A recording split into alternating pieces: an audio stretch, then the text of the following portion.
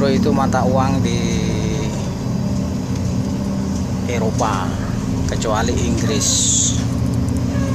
karena Inggris itu pakai pound sterling. Itu gerakannya apa? Itu gerakannya orang Inggris itu keluar dari Uni Eropa, sehingga mereka tidak pakai mata uang euro. Jadi euro itu dan pound sterling itu salah satu mata uang terkuat di dunia. Aku nggak tahu pasti, sekitar satu pound sterling atau 1 euro itu sekitar 30 ribuan. Kalau untuk dolar Amerika kan 14.300-an. Sebenarnya kalau redenominasi nanti bisa hampir sama lah. Misalnya dari 1.000 menjadi 1 rupiah. Jadi 1 dolar itu tidak 14 ribuan lagi, tapi 14 rupiah. Tapi dikhawatirkan kalau menggunakan redenominasi nanti percuma, terjadi inflasi yang tinggi, kenaikan harga-harga barang. Karena biasanya orang jual itu dapat, misalnya satu barang itu 50.000, itu hanya dia dapat 50 rupiah itu kalau redenominasi, sehingga dikhawatirkan nanti dinaikkan sama orangnya 55 atau 100, sehingga terjadi inflasi yang lebih tinggi lagi. Nanti lama-lama ya sama lagi kembali jadi 50, 100, 200, 500, akhirnya menjadi 14.000, naik berlipat-lipat ya. Jadi dari, kalau misalnya sekarang 1, nanti naik jadi 2, 2 jadi 5, 5 jadi 10, 10 jadi 50, 50 jadi 100, 100 jadi 500, akhirnya menjadi 1.000 lagi. Percuma, jadi itu inflasi, nanti terjadi inflasi lagi. Kalau inflasi yang tertinggi itu ada di negara Eropa, mana? Di Afrika. Jadi 1 dolar itu sampai jutaan. Itu karena inflasi. Jadi kalau aku pribadi nggak setuju kalau ada redenominasi. Nanti harga barang-barang itu semakin naik. Jadi kembali lagi itu mata uang. Kalau di sini bisa untuk pakai naik bis aja. Kalau di Eropa itu lebih bagus, lebih enak, karena ada ATM botol bekas, sehingga uangnya bisa digunakan untuk macam-macam guys, beli beras, beli makanan.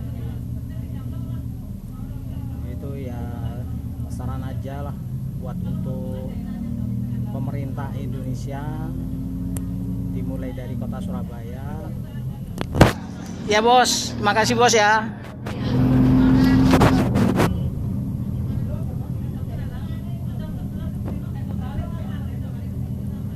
Jadi selain untuk pembayaran bis kota, itu botol-botol bekas itu bisa menjadi penghasilan masyarakat. Botol-botol itu dikumpulin, jadi penghasilan sekaligus untuk kebersihan dan keamanan, kelestarian lingkungan hidup. Jadi botol-botol itu dikumpulin, terus dimasukkan ke ATM, akhirnya keluar uangnya.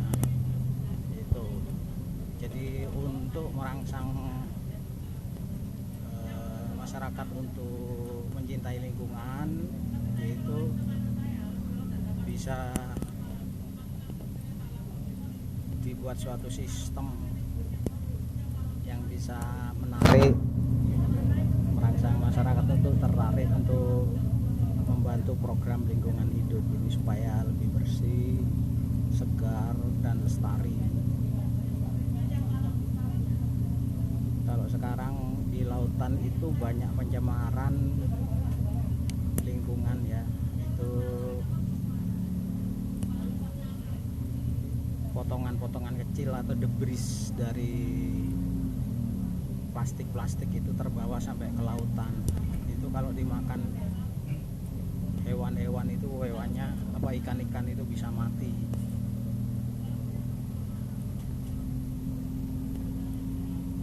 Terus upaya lingkungan hidup itu bisa melalui itu, jadi recycle, terus memberi insentif kepada masyarakat, baik untuk penukaran botol ini untuk bis bisa ditukar di ATM menjadi uang. Itu program lingkungan hidup. Kalau ada penemuan di Belanda, kalau orang Belanda itu menemukan sebuah kapal yang mirip kapal keruk gitu ya. Itu kapal untuk membersihkan sampah-sampah di perairan. Itu sangat bagus sekali penemuannya itu. Orang Indonesia sebenarnya bisa membuat, cuman kepedulian itu masih kurang dan inisiatifnya masih kurang, dan tidak ada yang mempunyai inovasi seperti itu. Tapi itu wajib, perlu dicontoh. Menyontoh kebaikan itu kan nggak apa-apa guys. Jadi kapal itu dioperasikan di sungai atau di laut, yaitu bisa menangkap sampah-sampah yang mengambang, sampah-sampah yang berserakan di sungai yang bisa menghambat jalannya aliran sungai dan mencemari lingkungan. Itu ada kapal keruknya, itu bisa dikeruk, dibersihkan dengan kapal. Itu mestinya pemerintah Indonesia itu bisa, memang sudah mulai diterapkan. Pindah dulu guys.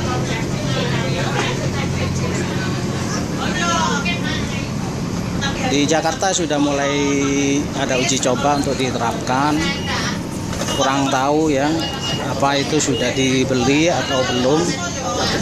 Semestinya itu sudah dibeli. Pertama di Jakarta dulu, kemudian di Surabaya, terus di kota-kota lain.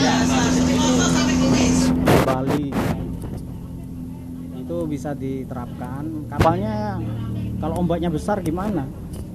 Ya kapal itu harus lebih besar lagi supaya tidak mudah tenggelam. Nah itu harus dirancang begitu. Di daerah Australia itu ada sampai sampah-sampah yang plastik, sampah-sampah plastik yang berkumpul menjadi sebuah pulau. Nah itu yang harus diperangi, harus dibersihkan. Kalau nggak salah negara penghasil sampah terbesar itu seperti Cina, Filipina, Indonesia, mungkin Thailand. Itu yang menghasilkan sampah yang mencemari lautan. Itu harus diperhatikan oleh pemerintah, masyarakat ya, mencintai lingkungan, jangan sampai membuang sampah sembarangan. Pemerintah juga mempunyai program, bermacam-macam program yang harus diterapkan. Kalau pasukan kuning itu sudah bagus untuk membersihkan kota di Surabaya sini, kotanya bersih-bersih. Kalau terus ada program Surabaya Bus, ini bayarnya pakai botol. Kalau di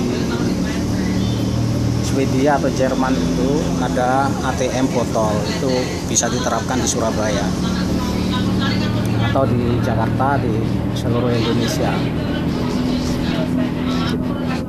Jadi aku sekaligus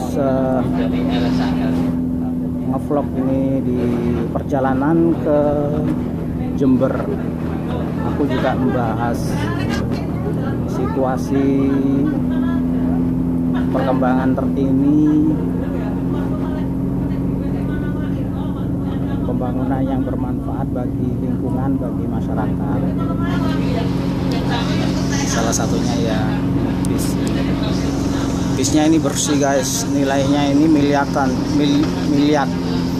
Tidak boleh 1 M itu, tidak boleh 1 miliar lebih kayaknya. Kalau di Jakarta itu pernah ada Transjakarta, itu lucu guys. Bisnya itu gampang kobong, gampang kebakaran itu. Ada yang bis terbakar itu. Wah, itu bisa bahaya itu guys. Penumpangnya bisa ketakutan, bisa meninggal karena kalau bis yang mudah kobong itu buatan Cina guys. Kalau ini kayaknya Mercedes-Benz itu terkenal kualitasnya. Terus ini karoserinya Laksana, ini bagus sekali. Jadi Mercedes-Benz itu cuman mesinnya doang mungkin ya. Terus karoserinya, interiornya ini didesain oleh Laksana. Jadi Indonesia sudah bisa membuat bis yang berkelas dunia ya, berkualitas. Dengan mesin-mesin yang kayak Volvo, Mercedes-Benz yang berkualitas dari Eropa, kemudian dikasih dibangun bisnya itu, karoserinya itu dari Indonesia, itu bisa diekspor guys. Kalau mau tahu ekspornya kemana ya searching di YouTube guys. Aku lupa guys, sorry guys. Itu produksi dari bangsa Indonesia. Aku mau nyoteng itu ya, kondisi di taman-taman kota yang di tengah jalan itu namanya, kalau di Surabaya namanya RTH, ruang terbuka hijau. Itu sangat penting sekali guys. Ada dinasnya sendiri, itu namanya dinasnya DKRTH, Dinas Kebersihan dan Ruang Terbuka Hijau. Kalau nggak salah itu tugasnya ada yang bagian pertamanan, ada yang bagian penerangan jalan gitu.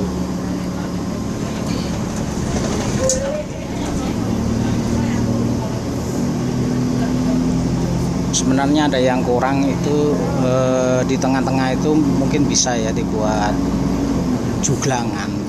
Kalau zaman dahulu, kalau di desa-desa itu dibuat suatu kayak sumur gitu loh, juglangan tapi nggak terlalu dalam, itu untuk menampung sampah-sampah.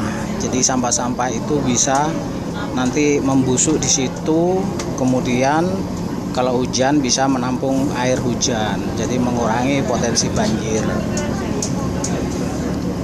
Itu saran saya ya, daripada sampah-sampah daun-daun itu, ranting-ranting pohon itu biasanya diangkut guys, udah dipotong-potong-potong terus disapu, kemudian dikumpulin, terus dikumpulkan, katanya buat apa tuh Pak? Buat ini kompos katanya gitu. Daripada gitu ya mending dibuat ini, dikembalikan ke tanahnya di situ, atau dibuat suatu lubang-lubang gitu supaya dia membusuk sendiri. Itu tidak menambah pekerjaan. Tapi kalau misalnya tujuannya lain untuk membuat kompos, itu juga bagus. Tapi mungkin bisa ditambah ya. Kalau Pemkot itu di sungai-sungai mereka membuat ini sumur-sumur itu ya, di sungai-sungai yang terbuka itu ada yang dibuat sumur-sumur. Ya mungkin di sini juga, situ kan sudah tertutup semuanya guys. trotoarnya ini sudah rapi, tertutup oleh gorong-gorong semuanya. Tapi mungkin di lain waktu itu bisa diperbaiki lagi, dibuat suatu bak kontrol atau buat sumur-sumur yang bisa menampung air, sehingga kalau hujan itu bisa masuk ke sumur-sumur itu supaya mengurangi potensi banjir ya. Termasuk di ini, termasuk pembuatan lubang-lubang sampah itu, terus di sungai-sungai itu juga dibuat sumur ya, supaya ada resapan air hujan sehingga mengurangi potensi banjir. Kemudian kalau musim kemarau itu masih ada airnya untuk menyiram tanaman. Ini lain waktu aku mau nyoteng ini ya, ada tanaman anggrek yang bagus-bagus sekali itu tanamannya seperti hutan sudah guys. Kenapa kok seperti ini sudah? Ini menurut hasil penelitian dari ITS bahwa penghijauan di kota ini itu tidak melulu dari pohon yang tinggi-tinggi. Artinya tidak hanya menanam pohon aja, tapi juga menanam bunga-bunga di bawahnya itu supaya fotosintesisnya itu lebih bagus ya. Karena di atas itu pohonnya sudah tinggi-tinggi, di bawahnya itu masih kosong, yaitu dikasih taman-taman sehingga bisa maksimal, tanamannya itu bisa maksimal. Dari atas ada, di bawah juga ada, maksudnya begitu. Dari mahasiswa ITS itu kemudian diterapkan oleh di KRTH Pemkot Surabaya. Jadi di sini lingkungan di kota Surabaya ini sudah bagus sekali. Kemudian di situ ada di jalan-jalan itu biasanya ada termometer yang bisa mengukur suhu di jalanan di kota Surabaya. Menurut pengamatan itu suhu udara di kota Surabaya itu sudah menurun ya. Itu kalau para penonton ngelihat vlog saya yang kemarin itu perbandingannya dengan Amerika ya, itu sering terjadi tornado karena tidak ada tanamannya itu jarang, sehingga perbedaan suhu antara darat dan laut itu sangat tinggi, sehingga udara itu mencari tekanan yang lebih rendah karena panas berjalan terus, semakin lama semakin cepat, akhirnya menciptakan tornado, angin lesus. Nah itu kalau di Indonesia itu angin lesus itu dibuat mainan guys, ada angin lesus apa tornado gitu ya, tapi nggak besar sih, kecil. Anak-anak itu malah senang, bahkan ada yang sorak-sorak, terus ada yang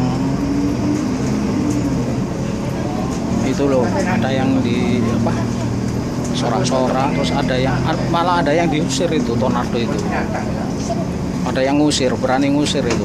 Kalau di Amerika tuh kan orang itu pada takut ya kalau ada tornado. Kalau di sini enggak, ada yang seneng, ada yang malah mengusir ya, itu. Kalau di daerah Jember itu guys, di kota itu biasanya gini, kalau ada puting beliung itu ya, dari jauh itu sudah disorai, pahala tahun itu puting beliung.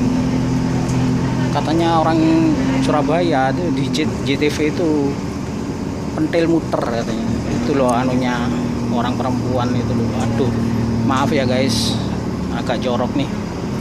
Itu mestinya enggak. Tapi gimana, emang istilahnya seperti itu. Itu tornado itu. Jadi biasakanlah, gak usah puting beliung, pentil muter, pala tahun, gak usah gitulah, bilang aja itu tornado gitu. Sorry guys ya. Oke.